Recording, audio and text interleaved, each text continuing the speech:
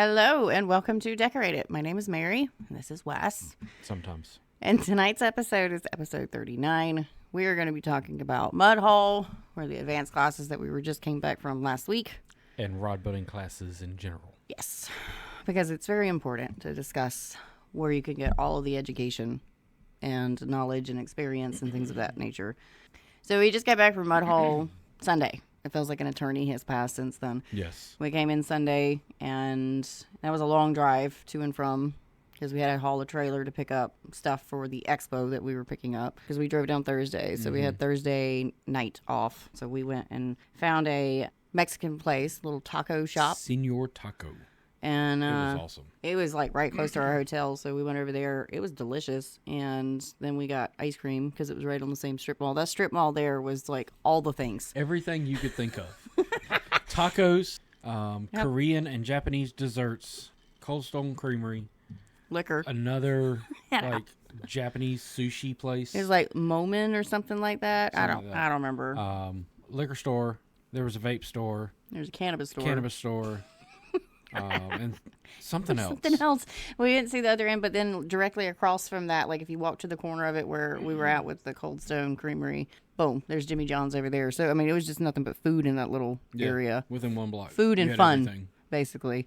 And Friday morning we get up. We get there at, like right as they open at 9. Run through, say hey to everybody. I already knew that I was going to be filming that afternoon. I had some requests for 5 shorts, just to film 5 shorts. So I figured maybe 2 hours tops, right? And we had already pre-planned it, been working with Phil about everything. And so we kind of had a general idea. And that's partly why we had to drag a trailer too, because I had to bring so much of my stuff for the videos, because I had to bring things that was just for the videos and also things that I had to have for the 4 classes that I did. For the seminars. Yeah. And plus Wes's stuff. And then at 1:30, I'm gone. Till like 5:30. I didn't get him out of there till 6. It was 6 o'clock when I finally got downstairs. And registration for everybody to get there and the afternoon classes, well, they're not really classes, they're more like presentations on Friday. They'd already started and finished by the time that I got done. But when you're in there and you got the lights on you and you're trying to go by a certain wordage, not necessarily has to be word for word, but you're trying to say the verbiage of what is supposed to be said in the videos, and you got like 10 eyeballs on you and you can see them and you know that you're center stage. It's like blah, blah, blah, blah, blah, blah, blah. I see no difference than here. It's nobody's looking at me though. Let me explain. There's 3 dogs constantly looking at you, so that's 6 sets of eyes. They don't count. Let me finish. Then the 2 kids, that's another 4 sets. 2 But sets. I'm not. Hold I'm on. not Hold on. recording audio whenever Hold on. they are here. Hold on. It's different. And then when I'm here, that's a full 2, 4, 6, 7, 8, 10, 12 eyes. Right. Hold on. And then it's Mom, can I have a snack? Mom, can I have a snack? Hey, Mom, hey, Mom. I need your attention, Mom. Mom, I know you're talking, but can I have a snack? I kick every single one of y'all out, including the dogs, out of the garage, and I lock the door so I can record audio. And I will do recording on all of those little videos that I put out 2 and 3 times before I'm happy with it, because I try to do it all in one go. I don't do the start, stop. So if I say something stupid at the end of it, I have to delete everything I did and redo it again. But in there, it's it was just different because I had all these eyeballs. I mean, at one point, there was 10 people in there watching me. And I'm like, hey, what's up? You know, and they're like, and Kevin's like walking around going, more energy, more passion the whole time. It was nuts. There's a lot of times where I was like, Wes, can you please go get something for me? Or I had to go run down 2 flights of stairs and go in there and grab something because I forgot it and bring it back upstairs. And it was, everybody's like. And most of the time I was available. Yeah, and then you went for fishing. A couple times. I got done filming, and I'm like trying to get all the stuff out of there because they locked the studio up. And I called him, or I messaged him. He didn't respond for 5 minutes, and then I called him, and he was like, "What are you doing?" And he's like, "Fishing." And I hear Mo in the background, and I'm like, "Can you please come help me unload all this stuff?" I was exactly in the middle of taking a fish off when you called. Yeah, I know. The fish and the rod to Mo. He Was said, like, here, he said, I gotta no, answer. this is how he answered. He's like, hey. And I was like, what are you doing? And he's like, I'm fishing. And I was like, I need you to come help me unload this stuff. And he's like, with or without the fish? I was like, take a picture of the fish and come here and help me. Because I had what, 7 or 8 rods upstairs. No, A it's book like 10 bag, or 12. a book bag, my tote that I have everything. It's the tote's like this long, and bigger than that, but- it's slap full of stuff. My water bottle, and there was something else I was trying to carry out of there. Backpack. I had a backpack already, but I mean it was just a whole bunch of stuff. So I got it all out in the hallway so they could lock up, and I started carrying stuff down. But then they had locked the doors because the way that we have to go downstairs because the elevator's broke is you have to go down the flight of stairs, but they had locked the doors that lead into the event room and the showroom. And so I was in the showroom going, please let me in, please let me in. And Bob and them had already started having fun. And they were knocking back on the door and went and opened the door for a good, like, it felt like an eternity because I've got all these rods, like, under my arms and all this stuff on my back. And I was like, please let me in, little pig. They finally opened the door, like, oh, crap, I didn't realize you were carrying everything. I was like, yeah, I was just trying to get my stuff put down. So then we just basically enjoy everything and eat dinner that night. And then everybody pretty much dipped out at like 9. Yeah. It was really early.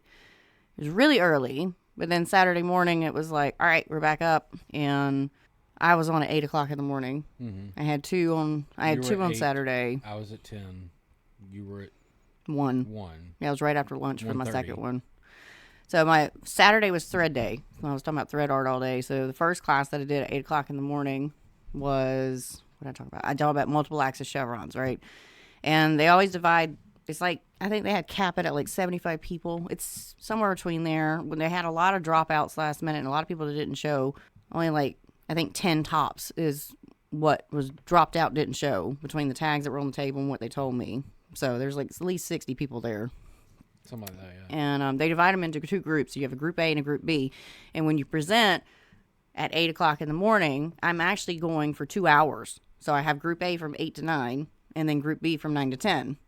And the hardest part about doing these seminars is rewinding and going from point A, because you just spoke about it, to all of these people. And now you've got to start over and remember what you did and didn't say to group B.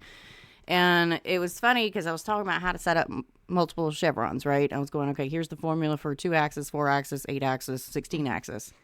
And group A got the best of Mary, which is weird because 8 o'clock Mary is usually not functioning 100%. But I had coffee that day. So group B got the very confused Mary. And I blame one particular person. The whole group, we were howling. Oh, so group B became my favorite group the entire weekend because group A was very quiet. They didn't ask a whole lot of questions. Not a problem.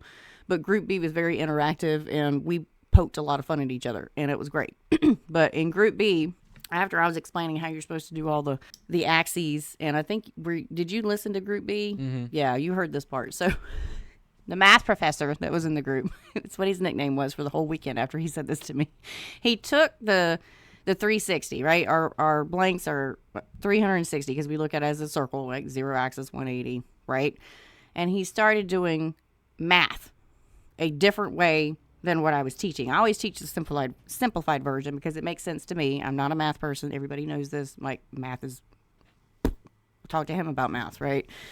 So he started asking, we take the 360 and we divide it by, I don't remember what he said, basically like however many axes we're going to do. So if we're doing an 8, you divide it by 8 and that would be your stuff. And then he kept going on and my brain literally shut down. You could literally just see me trying to calculate it. And if there was a cartoon, the cogs would have popped up above my head going like, it's that meme where it's got all the math equations behind it and it's like you're trying to figure it out and you're like, I went on it was like a robot. I just went, and I'm listening and I'm comprehending what he's saying.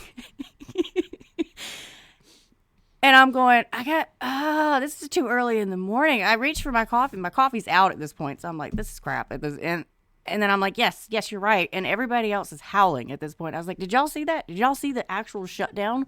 Mary's brain just went boof and just started trying to figure it out.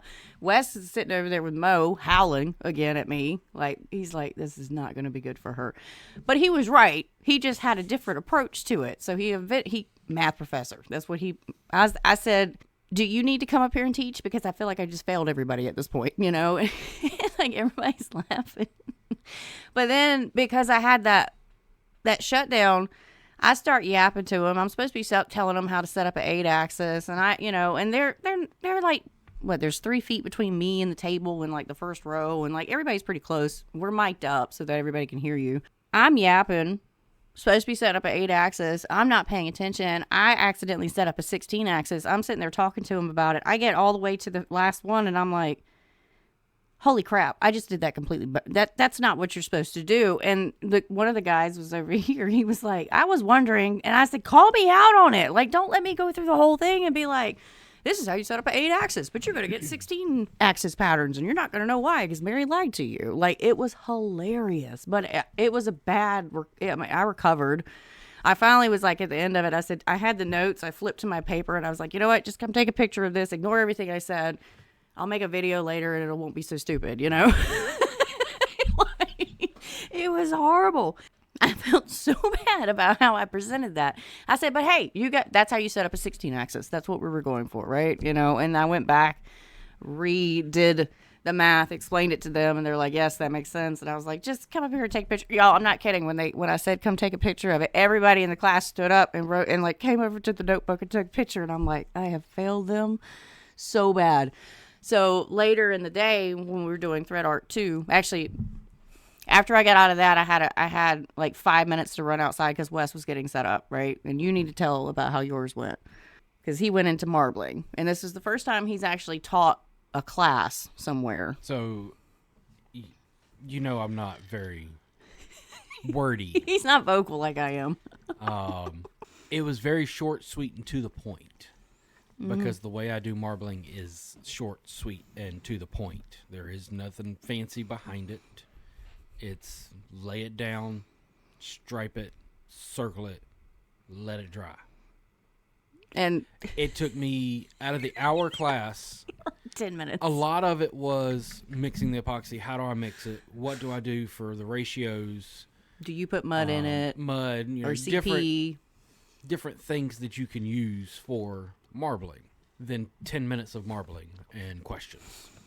And I walk in there it was like 5 or 10 minutes after you started because I ran outside to just like that was just a crap show. She's like, you got to talk more, but there's not more to talk about. I got in his ear and I was like, you have to talk more. And he's like, I don't have anything to say. And I was like, and then like he's doing something. I said, so why are you doing that, Wes? Like, I'm trying to help fill the void because I know what it's like for people that are watching. Like, they can see it, but they have questions and they're not always going to ask you questions. Ask the questions. And you had Group A, I think. Yeah. You had Group A. I know how Group A is already. I've already intermingled with them. You ask them a question, they're like, you know, and it's like, okay, so why are you doing that, Wes? You know? And he's like, because that's how I do it. And I'm like, oh, God. It's not how you're supposed to answer. You pay attention and ask questions, or you can not. Like. So, but I mean, he did 2 demos in each class, 2 different ways. We passed around some of his examples that he'd done before, including one that was like, don't do it this way. Yeah, do not do big glitter chunks, whatever you do. I found a fun little glitter container. I could pick out certain little die cuts that were in it. Like, it's not a die. Is it called a die cut?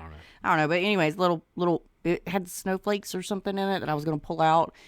But it had massive chunks of glitter in it too. And Wes was like, I'll play around with that. And it don't work.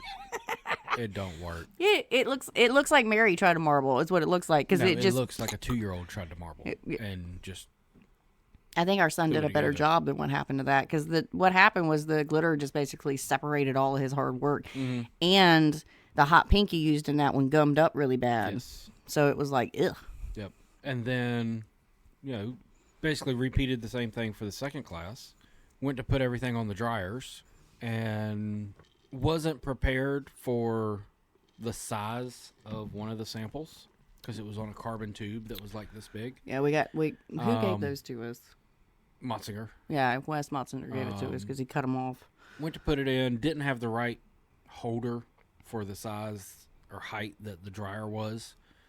Thought, okay, it's close. It'll hold for a little bit just so I can get everything drying.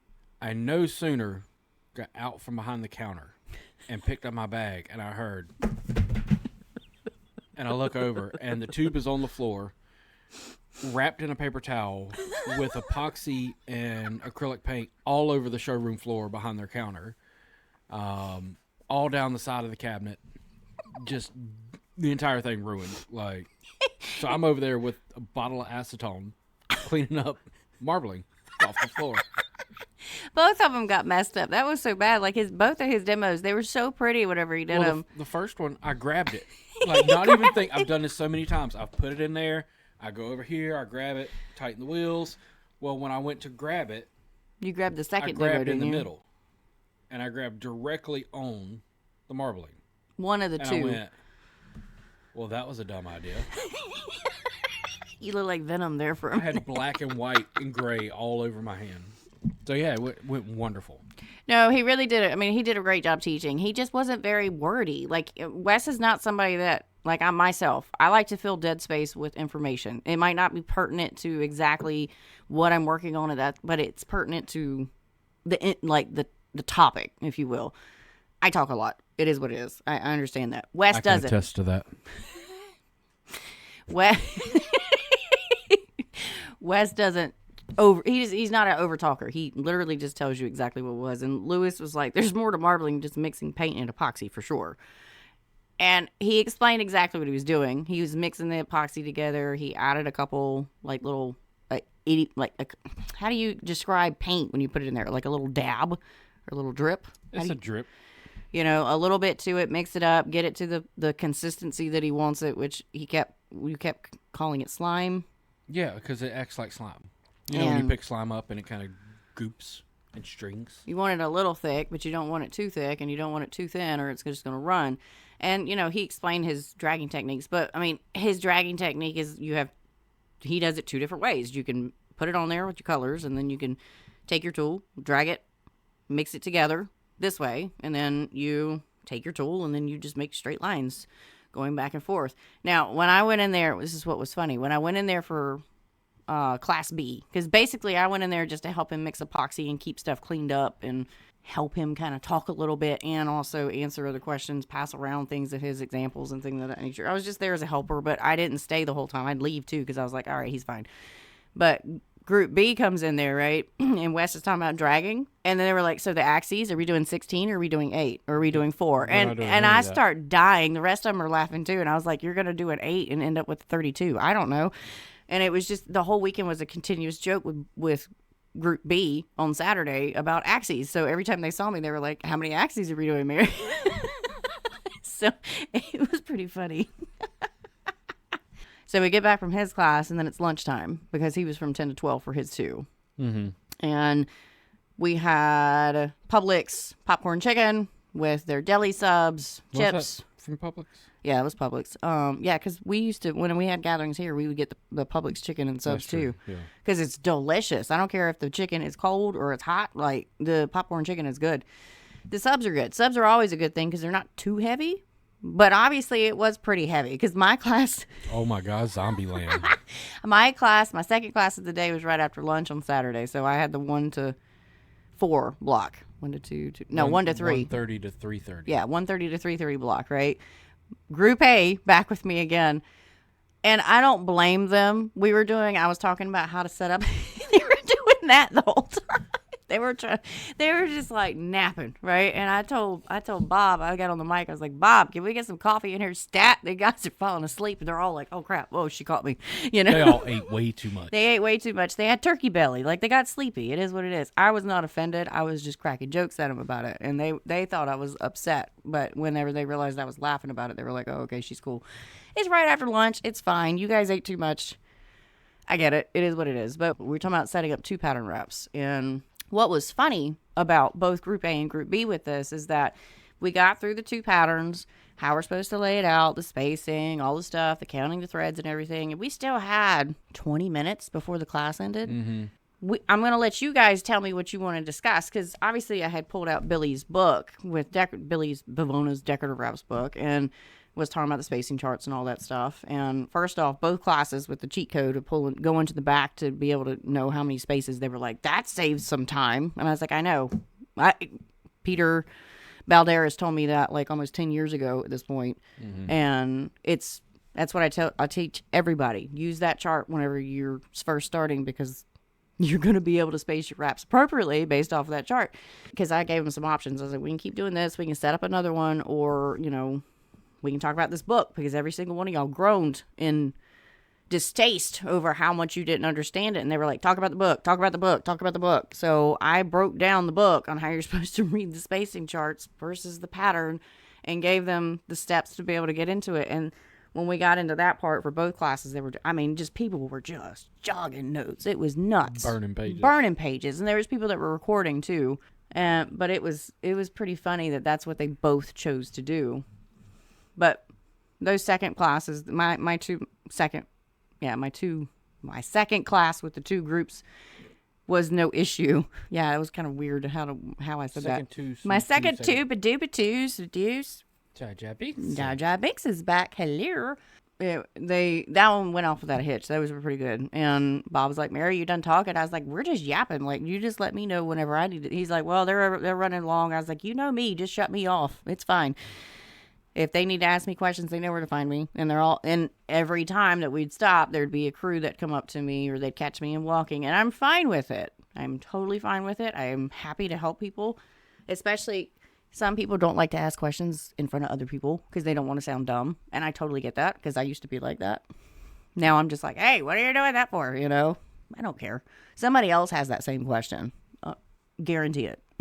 And then we had dinner. Dinner that night was barbecue, macaroni, and the beans and plantains. We had plantains. I thought they were potatoes until I bit into it and I realized that that's not a potato. Coleslaw and banana pudding, which Wes loved it because he doesn't get banana pudding that often. And it was homemade at the restaurant that they got it from. So dinner was good, and then they played music because Bill Falconer wasn't able to make it this year. Normally he plays the guitar and sings, and it's a whole party thing. And I'm booing you, Bill. I know you had like China. Things going. No, he's in Japan. Oh, I'm sorry, he was in Japan. I know you had things going on, but unacceptable, sir.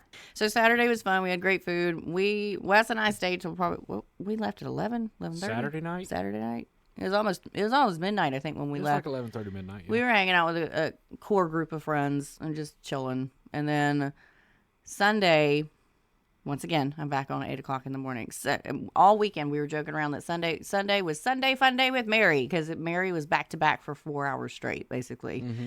I had a 30-minute scheduled break in between my first two and my last two classes. And thank you, Bob, for allowing it to happen. But the first class ran longer with both me and I think Mike Garone was opposite of me at that time. I can't remember. Whoever else was presenting was also running behind, so we just kept talking, and it ended up being only 15 minutes.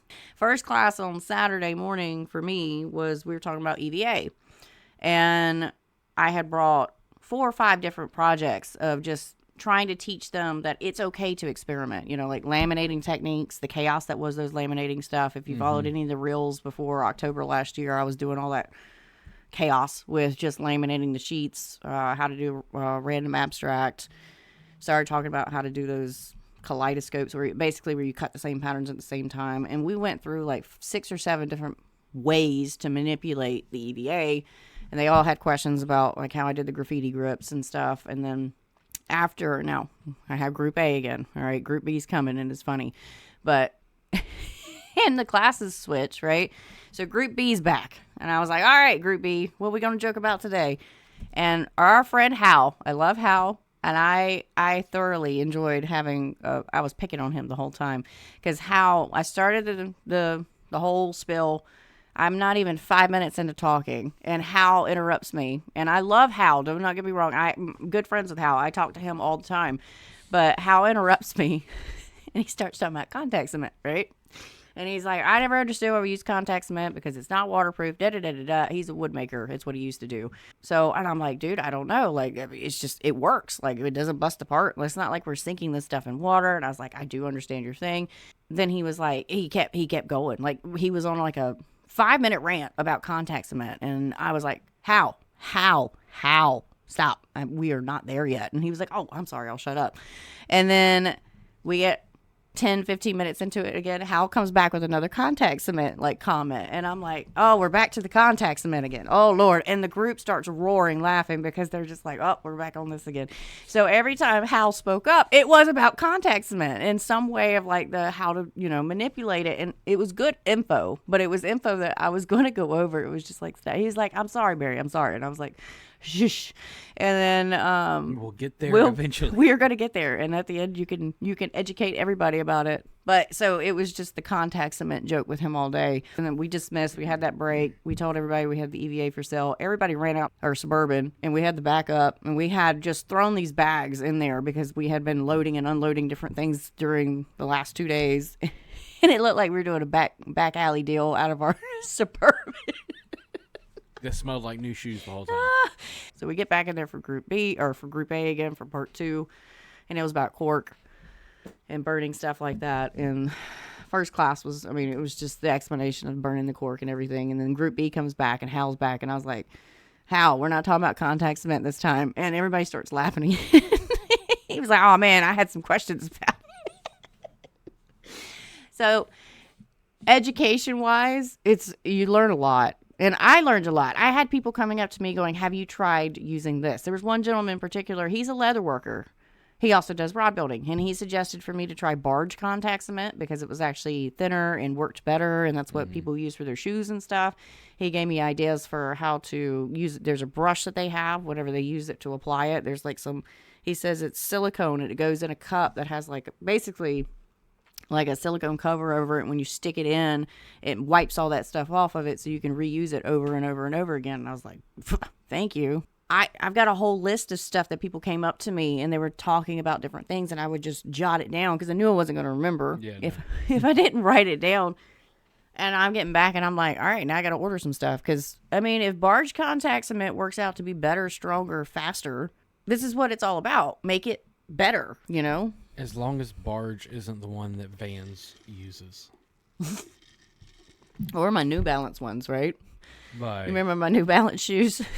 that you were walking around at Foley and the sole just went, bye. The whole bottom of the shoe just walked off of it. I left it in the field and realized as soon as I took the first step, I was like, this isn't right. And I looked down, the whole bottom of my shoe's gone. And I don't have backup shoes with me because I came wearing those shoes. And so I'm walking around the rest of the party like this for the rest of the night. It was ridiculous. And I've still yet to get the bottom of it put back together because the sole's sitting right over there because it's over there where the leather stuff is, and I just haven't put it on the bottom. But yeah, and then your Vans keep falling apart. Around the edge. They peel back. But we've fixed yours 3 different times. 3 different times, and we can't get them to stick. So if barge is better, then barge is better. I'll pay whatever for it. I just bought another Wellwood contact cement. It was $56, $57 with tax. Ugh, I spent $89 for contact cement and acetone. 2 things. I was like, that's a way to burn through money really fast. Barge cement is better elastics property. See, David also does leather working too, so he would know. I want to invest and see how it does because I am interested in that because he said that, I don't even remember that gentleman's name. I know exactly what he looks like, and it's the second time I've seen him at the mud hole, but I can't remember his name. He said that it was thinner, that Wellwood contact cement had actually changed their chemical, makeup. Their makeup, thank you, chemical makeup, and it was different. The chemistry had changed, and so he was like, the contact cement, and he's like, try barge, it's actually going to change your life. It's actually going to be really good. So overall, the weekend was awesome. We had a lot of fun, a lot of good chats, a lot of information. It was just really, really busy. I was on one of John Graves is doing Mudhole's social media now, and he was on a live the other night on TikTok, and I saw it and I popped on there, and he said, I couldn't find you with the search warrant on Friday. I was like, dude, I was in the studio all afternoon. Easily found. You just couldn't talk to her. You couldn't talk to me because I was filming. And if y'all did walk in, we had to stop filming because, we're doing audio and everything in the same go. But that was interesting. That was a lot. It was the studio part with filming all those shorts was different because it was very scripted. Mm-hmm. And that's what I'm not used to. I'm used to just whatever comes out of my mouth. I'm used to, you guys are watching me. Like when I'm filming, typically it's just, I'm doing what I'm doing. And then my voiceover is later. I say what I say. I'm explaining the process. Sometimes it's a story, whatever happens and gets slapped in the face by a blank because it's tired of me trying to find the spine all day. Butterfinger hit me right here today. They got mad at me. When I keep those moments because that crap happens, it's part of rod building. You're going to get hurt. You're going to have a blank get mad at you, or you're going to slap yourself in the chest with I haven't posted that video yet with the rod clamp. I think I need to because it's pretty funny. I was using Mudhole's handle clamps, the elastic ones, and I was trying to stretch it, and like a Dumbass. I was trying not to say that, but like a dummy, I had it here, right? And I wasn't paying attention to the knot being clipped inside of that little U. The knot had slid out of it a little bit, and when I stretched it at its core, it popped loose, and that whole thing came flying at me right here, and it hit me right here in the chest. I go down in the video. Like, I was recording it to put on my process video, and I kept it because it's pretty funny. Hazards of the job. I actually had this welt and bruise for almost 2 weeks right there at the chest. Wes was like, good Lord. I was like, that thing hurts. Like, I don't recommend it. The bad part about it was I had just had it up here looking at it, trying to stretch it to make sure it was lined up. And if it had popped any sooner, I would have had a black eye. Like, how am I supposed to explain that the next day? And I'd have said the same thing if that had happened. What? Dumbass. Yep. You sound like Red on that one. You were a dumbass. You know better. And you've been warned. I've been warned not to do that. And I wasn't thinking because I was trying to line it up. But now I won't go nowhere near my face with it. Because if that happened to my face, what happened right here on my chest, holy moly. Whew, I would have blacked my eye 100%. It could have broke my nose if it hit just right, you know, because like that area is pretty soft. Or cut your eye or Could've anything. cut, yeah. Like, anyways, the mud hole was fun. It was a lot of fun. If you can ever get to the advanced classes, you really should get down there. First off, if Wes and me show up, obviously you're going to get some jokes and some funny laughs and stories. You know, the first time that we went down there, Wes didn't present, but I did. And I didn't have a mess up like I did with this one with the multiple extra chevrons, but you guys know me. I'm going to fix it. Obviously, I'm a person and a real person, not some AI robot that just and spits stuff out. I'm going to mess up from time to time. It is what it is. You guys seen it on the live videos. Like, I go to lay something out and it don't work, and I'm like, you know, and we just fix it in real time because that stuff happens. You know, you're going to do it, but they're fun, and you should definitely go eventually. Even if you think you know everything. Like, those are just our classes. I have no idea what the other presenters were doing because I didn't get a chance to sit in on them. I did. He did, but I didn't because it was basically... I mean, Sunday, it was me all day. So when I got done talking for 4 hours, I was like, I can't listen to somebody else talk. I did sit on Jim's class when he was teaching the olive branches because I wanted to see how he did because it was his first time presenting there as far as I knew. And he did really great. He did really good. He had really good examples. Like, the stuff he passed around was clean. I am super, super proud of how well he has taken advice and just done everything. The other thing that I am super grateful for, Saturday, that education hall got renamed. Brooke Olivia was there along with Bob McCamey said some stuff. Kurt's family came in. If you don't know, Kurt Baker passed on December 25th last year. And he was an amazing guy, fun guy, great teacher. He'd been with Mudhole for like 20 years. Obviously, that's a very tight-knit family there. You really don't see it until you start to get to know everybody, but they have been together. That core main group has been together for decades. And so everybody's family. And his wife came in, and they did a little short discussion, and poor Bob, he was in tears, like talking, and I'm sitting beside him, and I'm like, you're good, Bob, like, you're okay, you can get through this. He was worried about it the night before, and we talked about it, and I said, you're gonna be fine. They dedicated the education hall. They've renamed it Kurt Baker in honor of him. So he's got a plaque, and that's now Kurt Baker's Education Hall to honor him. And I was really happy, first off, to be there, to be able to hear that, because we weren't able to make it to his funeral, unfortunately. But, you know, tears were shed. People were upset.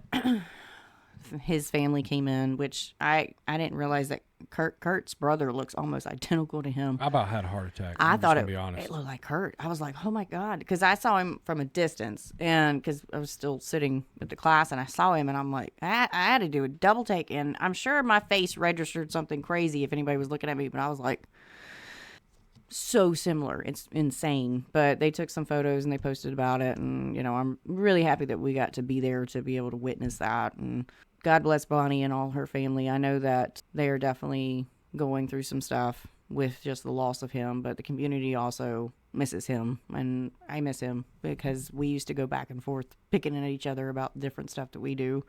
And what was his group? Suncoast. The Suncoast group is still moving forward without him, as far as I know. I know there's been some stuff going on with that group, so everything's going to be in honor of Kurt this year. And I can't. I'm going to get too teary, but I was happy that we were there and that we got to experience that. And it was a really nice thing that Mudhole did doing that. See, I swear everybody knows who Kurt was, because he was either their teacher or was a mentor. Like, he did a lot of the online classes. He was Suncoast. He was doing, they met weekly. Mm-hmm. He was doing online stuff. He was doing in person. He was doing stuff with Mudhole. He was traveling with Mudhole. He was doing advanced seminars and things of that nature. So he has touched hundreds and hundreds of builders. And I know that Jim was really close to him, and Jim took up Kurt's spot, which is why I went to go check on him during it, because I wanted to make sure he was okay. And me and Jim are friends, and he did great. I was really proud of how he did his stuff, and I told him that later, and he was like, thank you. And I was like, no, it was really great. It was really informative. Mm-hmm. Sorry I couldn't stay for the whole thing, but, because I had to pop in and pop out because I had some other stuff. I had conversations with other people I had to have. But yeah, it was a great weekend. Other presenters, I know the other people that were there did great. I know Mike Garone was there. I missed all of his. You got to see it. The feather inlay. Mm-hmm. Wes learned something about the feather inlays there that I haven't been doing. Yep. What does he do that's different than I do? Paint the back of it. That makes so much more sense. If nobody has checked out Mike Garone's feather inlay work, just don't oversaturate it. He painting the back of the feathers and then stick them on there. Like, that just... Because if you oversaturate it, then it kind of like forms together. But you can take the brush and kind of brush the back and get all the feathers together to how you want them, and then set it down. Yeah, I would have never thought to paint the back of it and just place it down. That makes so much more sense. That probably is a lot easier, too. It is. See, this is the kind of stuff, like, I learn things. He still doesn't plan his. I'm sure he doesn't. I don't think he plans anything. I think he just sits down and is like, his wife Amy picks his colors. That's all I know. A lot of times, yeah. Because I don't know if you guys knew that, but Mike Garone is colorblind. Baffles my mind. His builds are amazing. The colors that he uses, beautiful. The feather inlay work that he does, especially, I love those long sections where he's just, you can, I don't know, I didn't know before if he planned it or if he just kind of sat down and just started filling spots, but obviously he just lets it speak to him, if you will. But he also pulls from like 6 to 8 capes.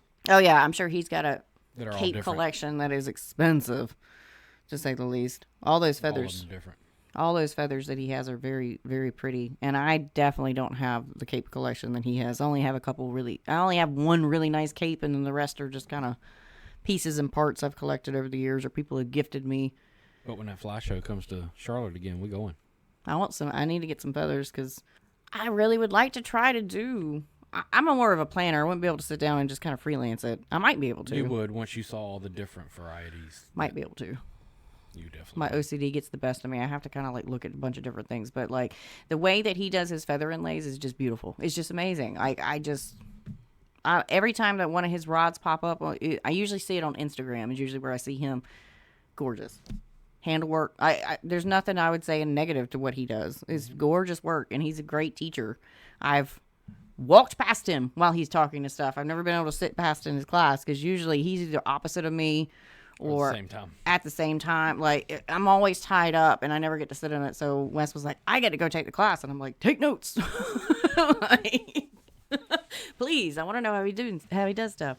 I always like to see fellow rod builders succeed and excel, and Mike's a good guy. You can generally ask him something, he's gonna explain it to you. Like, he's not one to be like, it's my secret, you can't learn it, So, no, Greg, the capes are not cheap. The feathers are not cheap at all. Mark Krause has a lot of capes and stuff because he does more feather inlays than I do. And sometimes when he buys new things, he asks if I want to split with him, and I'm like, yes, because send me half. Of I will send. Because I don't do that many feather inlays because I don't get asked to do them. But a lot of times, you're not going to get asked to do things if you're not presenting that, hey, I can do it. So on the rare occasion that I can just throw one in there, I do. But I also don't get asked to do them a lot, and I don't have hundreds of dollars just to drop on random capes that are going to sit in a little tote down there bagged up to be kept away from dust either. But definitely want to check out the fly tying show. Mm-hmm. I used to fly. I have a fly tying kit, actually, right up there in that cabinet. There's a whole fly tying kit that we got from your grandfather. It doesn't have a lot of like really pretty feathers in it, but Wes was like, you probably would be pretty good at tying flies if you sat down to learn how to do it. And I said, yeah, maybe one day. So It would be very soothing for her if she would just sit down and set up a vise. maybe. I'm telling you, like, those nights that you're in here, like, I follow fly tyers on social media. brain just running, just grab the vise and start tying a fly. I promise you, you will zone out and forget what you were supposed to be doing. Alice doesn't need any more ideas right now. I got to catch up on my workload. If I ever, like, my workload is what keeps me from trying new things like that. Trust me, we can never repay you for your mentor.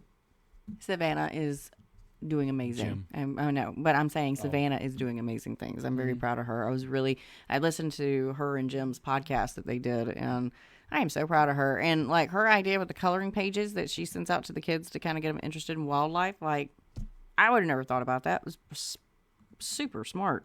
Taught fly tying for 20 years and Trout Unlimited. It's easy. David, you're like all around. You do leather work, fly tying, rod building. You're another one. What can you not do? Wes, it's not exactly that simple.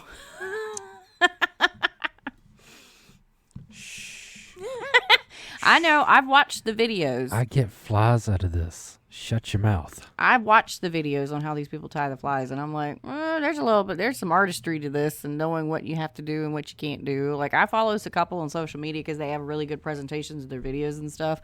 And the flies that they tie, I'm like, yeah, that would take me a long time to learn how to do that. And Randy taught fly tying. What is this? Does every rod builder fly tie? Like, now I feel like I'm not in the cool club. Just think, you could do custom fly rods with custom flies in a custom box to go with it. Mark's already barked up and down my tree about, you need to learn how to build your own boxes for your fly rods. You need to do that. And I'm like, I don't have all of the tools to be able to do that. He's splitting bamboo and doing all this other chaos. There's too many things that you could dive into, and I don't have the time. Nothing but time and opportunity, baby. Tell that to the children and the dogs. And you. Because I have to kick you out of the shop half the time, too, because you're like, hey, I'm going to bug you. I have a wife I know out of annoy. And I'm like, get out of my way. Love you, mean it. See? All right. This is the thing. Apparently, Savannah needs to sit down and teach me how to fly tie, and then we could pay each other back. And do rod building for her, fly tying for me. It's a win-win for everybody, right? She doesn't know I know how to tie flies. You tie flies? Are you serious? Why do you think there was a kid? I didn't know. You never told me that you did. Never asked. I know you are not going down that. I know that is not where we are starting. You didn't ask me if I did it or not. If you build fly rods, you should be able to tie flies. Exactly. All right, fine. I guess I'm going to have to learn because I build fly rods. Rude, Lewis. Don't be on his side with this. Pop taught me when we started rod building. Why did you not bring that up? You never mentioned that you tied flies. You said that Pop had the kit, was playing around with it, didn't like it, and put it down. Yeah. You never mentioned that you had tied the flies either. You never even showed in your stuff box. In there's missing. The box of flies that you do have, you didn't say, I made that one, I made that one. It's irrelevant. It's not irrelevant. Oh my God. Okay. I don't know you. Who are you living in my house? I swear. See, exactly, David. What else has Wes never mentioned? You didn't ask. You done gone down a dark little path now, sir. All right. Anyways, let's get back on topic. We're going to talk about the product of the night. Dun, dun, dun. Rod building classes. How'd y'all know that was coming? In person or online. Obviously, the advanced seminars because we were there, or in-person, specialty rod building workshops. These are definitely some things that you need to go to. We are never educated enough. Obviously, for us that have been building for a while, the in-person beginner rod building workshop's not for us. But the advanced or the specialty rod builds is definitely a good place to start. Or if you have children or friends or cousins or aunts, uncles, brothers, anybody that actually wants to learn rod building, these are a great place. Send them or have them do the online classes, because those in-person and online classes and the specialty ones, they provide you the kit to be able to build. So if you have somebody that's interested in it, that's a great place to start. Instead of us having to dig through all of the information that is an overload of the internet nowadays between YouTube, TikTok, Instagram, Facebook, all of these places where you can find the information. Obviously, we are big firm believers of also buying all the books on rod building as well, because we have a collection, and we actually don't even have all the books, but we have the main ones, if you will. And we can never learn enough. You know, like I always look at Mark Krause. The man's been building since he was 8 years old. Back in 1745. Mark's a very special individual because he's very talented. He's very creative. But Mark's main job, most of his life, was not a rod builder. The man was a chef, like a master chef. And has still never cooked for us. That is true. I'm kind of mad at him about that. Everybody else has had food from him, but not everybody. us. Everybody that's Not been in his us. house. We're not cool enough to get his food. But Mark is still, like, even at his age, the master that he is at most of the things that he's touched, the man is still learning new things all the time. And that's where I am a firm believer. Classes, advanced seminar. I'm always going to push the advanced seminar because there's so many different topics there. ICRBE, going to the International Custom Rod Building Expo, gatherings, Foley, all of these events where it is focused on rod building, and we can learn all these information, all kinds of information from different presenters. And yes, you may understand decorative wraps, right? You may have an understanding of it, but you may hear, I don't know, Susie over here talk at Foley about it in a different manner, and it may actually click instead of hearing me talk about it, and maybe something I'm saying is not making sense, and you're like, but somebody else tells you about it. Now it makes sense because they said it in a way that you could understand it, you know. Or I've been doing feather inlays the wrong way. Mike Run says just paint the back of them with CP and place them down. That's so much simpler than me trying to paint the blank and then saturating it and then like playing around with it. I'm sure it takes him half the time to put a feather down. Oh, yeah. So this is why I love these events. Yes, I teach. I have fun teaching. I don't have a problem sharing all my mishaps and my woohoos, you know, but I also go there to learn, and I send him in whenever I am presenting, go find out what he's doing. She said all that to say, take a class, regardless. Find one, learn something.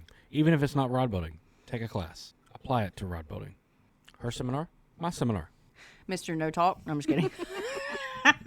No, Wes is like, when Wes actually is teaching you stuff, he's straight to the point.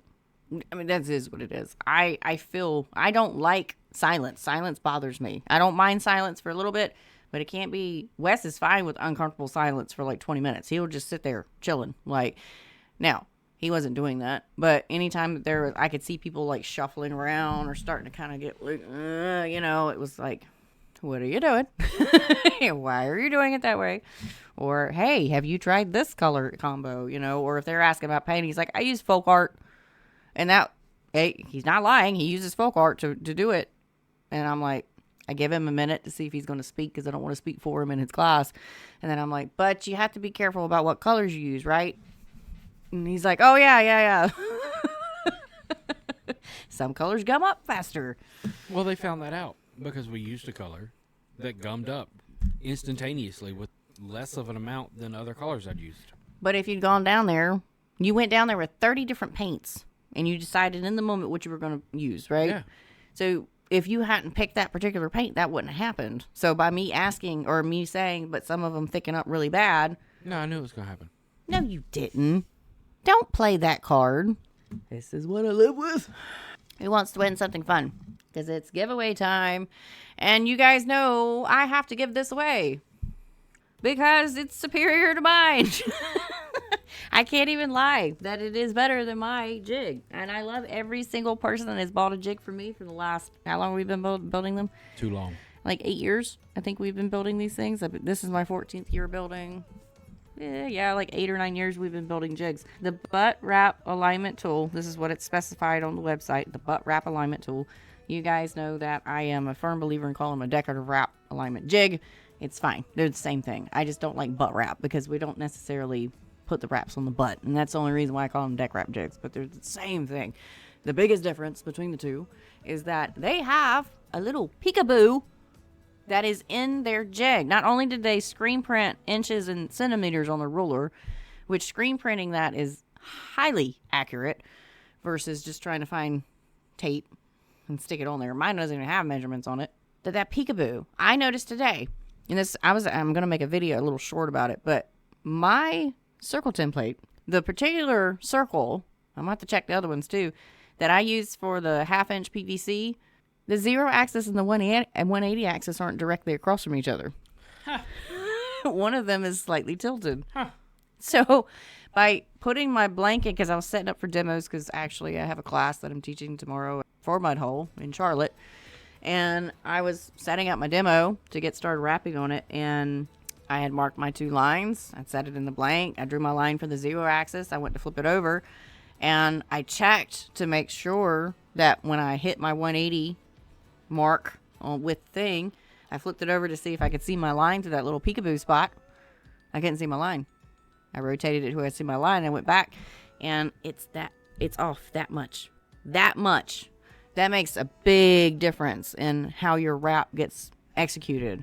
So now I got to get a new circle template because I can't count on that one to be right. I know where you can find one. Yeah, I got one right over there in my inventory.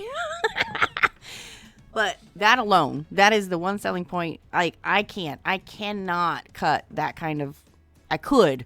I have the tools to be able to do it in my jig. But let's face it, my jig's already $45. If I add anything else to it, it's going to take more time, which means it's going to take more money. And it's stupid to ask. I'm going to be straight with you. It's stupid to ask for more money for it. We are no longer making enough on those. I'm making We're pennies on the stopping dollar. making those. They're done. I'm phasing them out. We actually got asked for input on their creation, which is why I'm so adamant about it, because all of the things that we suggested, they implemented it and made it better. And I have 4 or 5 different test versions of it, from its worst version, which was the original one, to the one that is now being sold. So that alone makes it superior. If you have one of my previous ones, thank you. I love you. I appreciate your support. But we can no longer afford to keep doing it because the cost of wood and the aluminum is outrageous. Anyways, they're back in stock. They promised that they would not run out anymore because everybody has been waiting on that jig to come back for, like, how long has it been out of stock? Like almost 2 years. It's been out of stock for a hot minute. I said, if we start endorsing this, we start pushing this, do not run out, because I'm going to be sending a lot of people your way. It's great. Screen printed ruler. They changed they have springs on them now. Mm-hmm. So it is very smooth going up and down. You got the peekaboo, and then you've got the rubbers, and you've got it on both sides. So you can rotate it. However you need to hold it. You can use it on the bottom. You can use it on the top. Use it on the wrapper. Use it sitting down. We're going to give it away. So one of y'all get to win it. So what's the question? It's not rod building related for once. Everybody make sure you're, tap your screen, make sure you're on live. You're probably going to have to look it up unless you're from this area. In what city was cheerwine invented? It's totally not rod building. Thank you, Greg. I still love my jig, but I have to admit when my jig is not the best that's available. Jim, you gotta spelled it wrong. You gotta spell it right, Jim. Come on, type it better. Sorry, spelled it wrong. Type it better. Come on, get it in there. Who do we give it to? Do we give it to what we knew it was, or do we give it to the person that actually spelled it right? I personally vote. I've never had that happen before. We make an exception. To what? What's the exception? We give one to Jim and Savannah because technically he got it. He spelled it wrong, and now we're gonna. But Jill spelled it properly first. Actually, Juan came up before Jill on that. Jill came up on mine before Juan here, so we're gonna have to look at the. They are literally apart. These two are literally tiebreakers. I got an idea. What's your idea? We're gonna put Juan and Jill's name. Take your hat off. No. Do I need to get a cup? So I can just shake it in my hand. Is that gonna be enough room to shake? I'll show my bald head. Whatever. My messy hair. We're gonna crumple them up. So what we're gonna do, Jim, we're gonna give you and Savannah one, and then Juan and Jill, because you guys literally came in like we can't determine who was first. I can't until I go back after the video. So Juan, Jill, you're little balls right now. We're gonna give out 2 tonight. It's gonna be a first.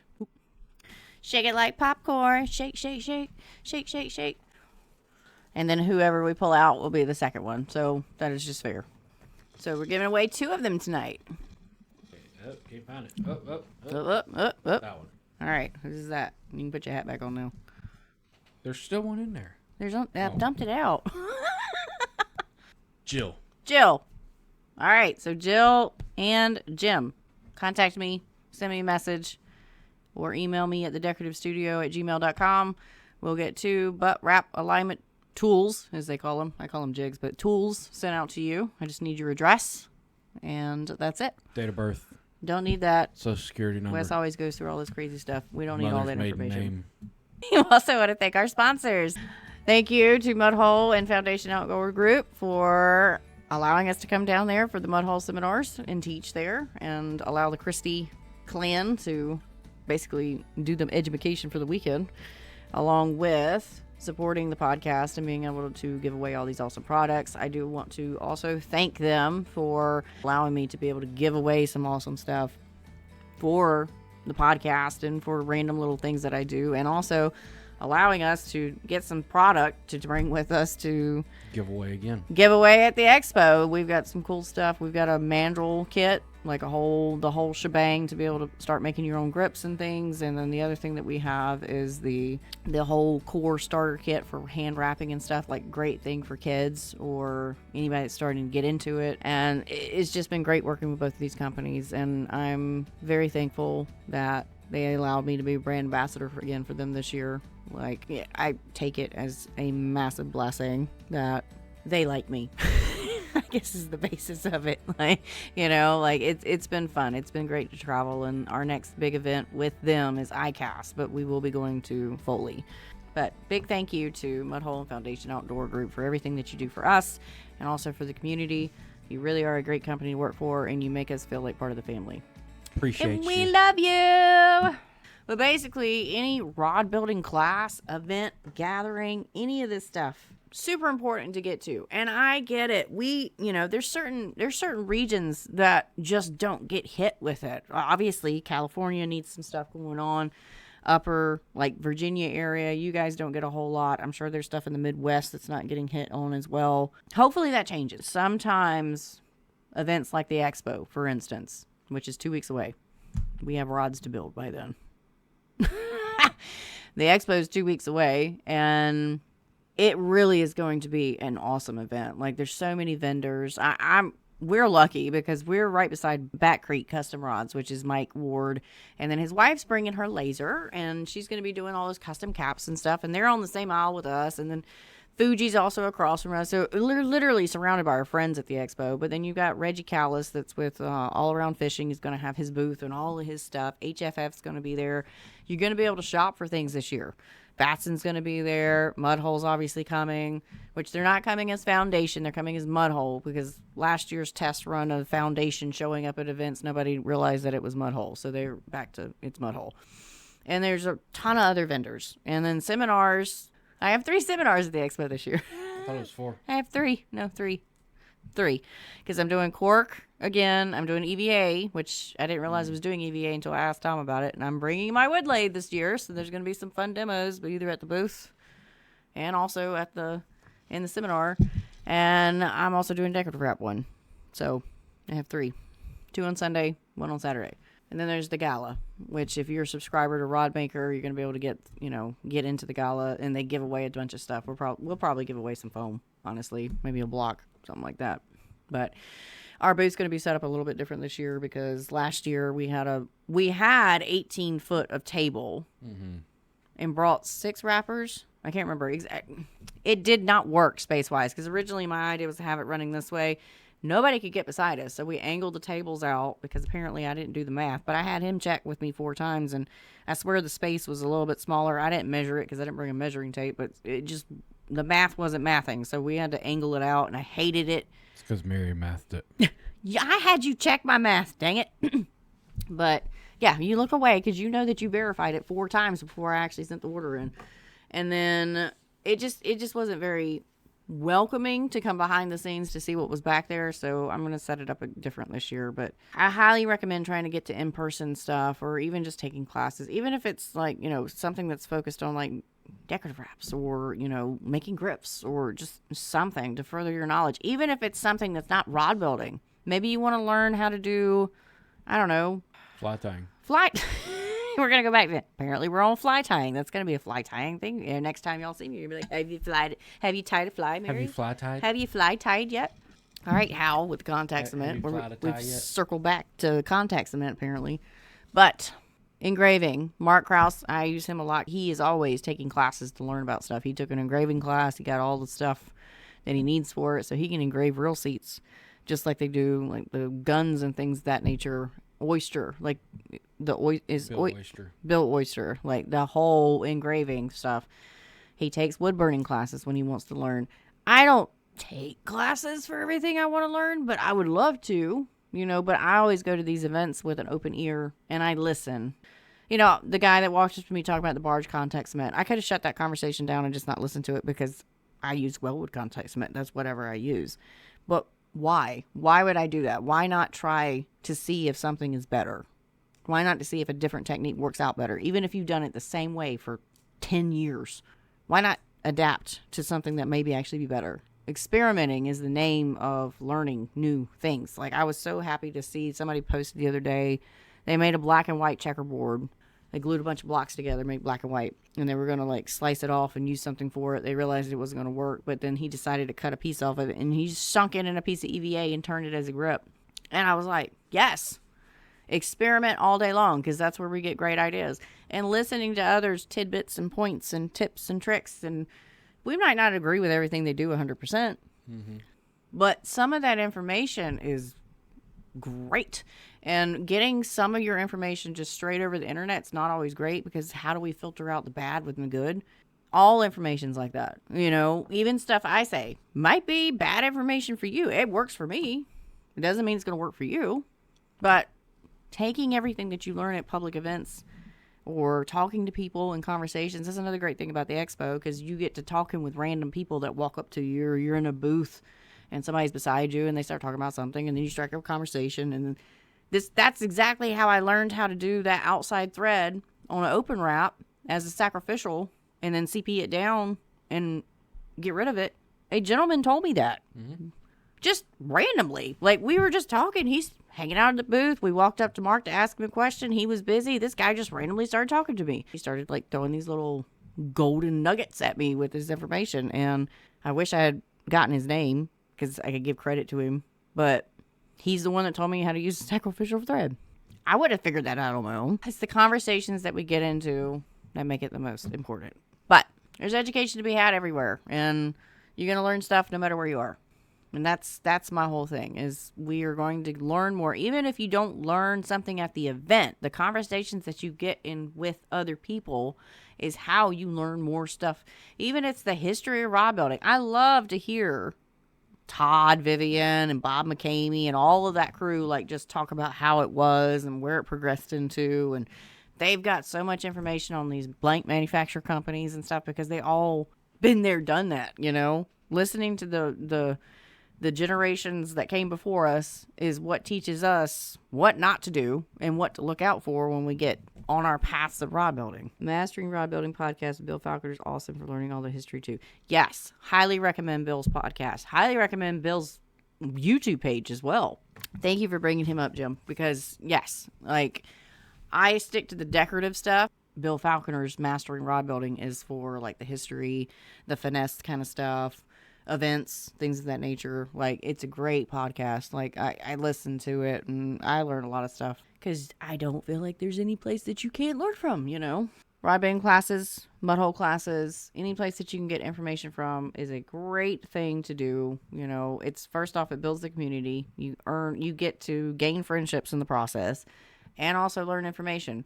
It is an all-inclusive, just great experience, whether you go to a gathering, you go to a class, or you go to an expo, or you go to any place that you're learning. Even if it's a one-on-one kind of situation, you're going to learn.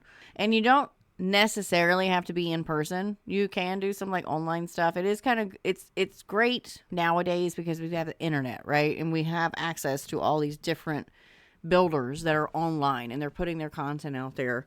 Not everybody explains what they're doing, but you can at least watch, and you might see something that you're like, oh, I need to try that. And you can pick up some, information that way.